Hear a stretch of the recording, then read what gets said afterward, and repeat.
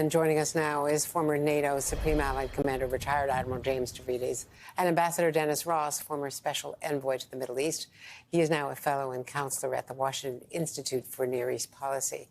Admiral, first to you, the military side, Israeli forces, they're paused.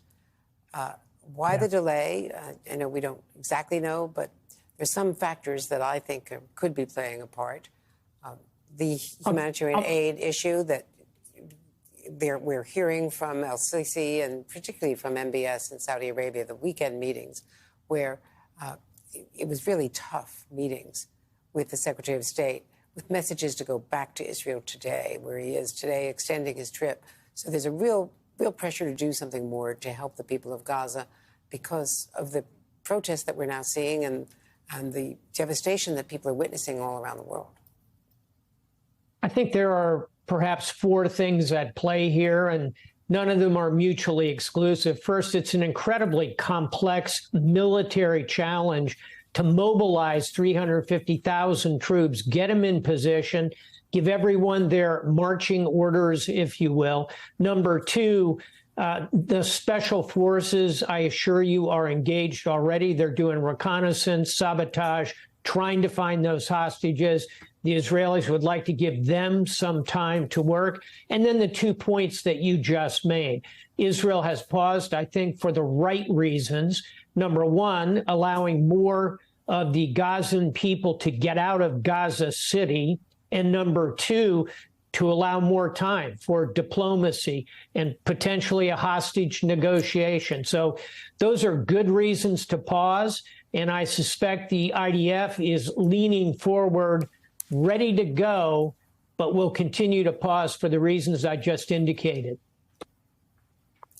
And at the same time, Ambassador Ross, the worry about Iran, we're told by Jake Sullivan, you heard him yourself yesterday, there are back-channel talks going on. How is that proceeding, and how do we know whether Iran is listening? I don't know how much they're listening to us, but if they perceive that there is a potential threat to them, they will take the diplomacy much more seriously. They have always looked at Hezbollah as kind of a deterrent force against direct attacks against them, especially a kind of reserve force against the Israelis. They really don't want to give that up. So I don't think that they have a level of enthusiasm about getting into this. I do think that if you want to affect their calculus, they need to be concerned about what we might do. And I also think they need to hear from those who have influence with them, like the Chinese, who could tell them they really don't want to see this expand. They depend a lot on the Chinese, and the Chinese, unlike the Russians, do not want to see a regional war in the Middle East, given their own dependency on oil coming out of there.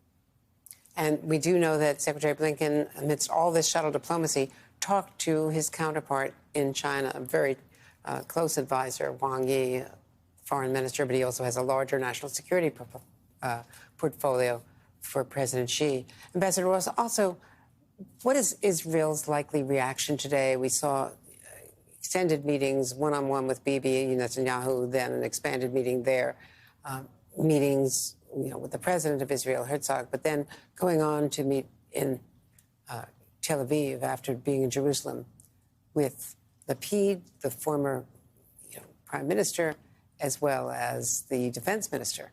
Is Israel likely to listen to these cautions coming from the Arab world and from the U.S. about getting that humanitarian aid in? I don't think they'll dismiss them.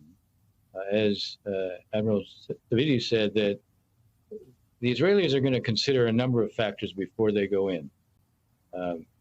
One of the main factors they're going to consider is broader, not so much broader public opinion, but how well are they positioned militarily to achieve their aims?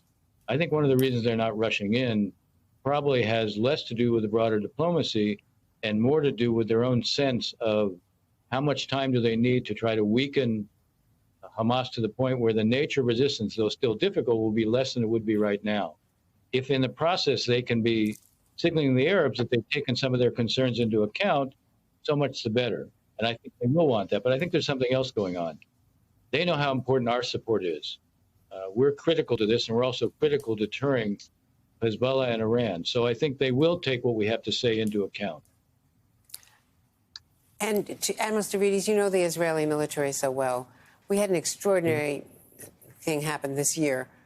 The last couple of months of the year, there were daily protests, and there were reservists, almost half the reservists signing up, saying that they didn't want to train, they didn't want to do reserve duty, and not going because of the domestic political concerns that they were disagreeing with the Netanyahu government, with the overhaul, the takeover of the judiciary, the independent judiciary. They then went. Clearly, people did show up when called after the massacre by the terrorists. But is there a lack of training or a lack of morale among the forces on those lines, front lines? Yeah, I spent 4 years in charge of U.S.-Israeli military-to-military activity, went to Israel constantly, good friends with former General Benny Gantz, who has now joined the unity government, which I think is a very positive thing in this regard.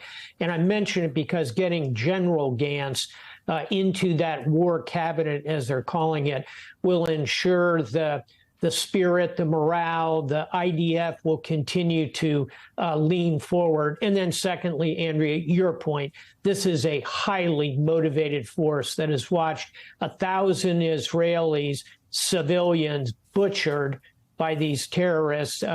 This is a force that is going to go in with great morale, and the reserves have answered the call as Israel's reserve force traditionally has done.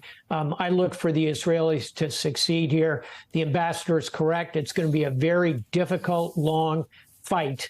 But ultimately, I think Israel will prevail because of that reserve structure and how they have answered these crimes against their people.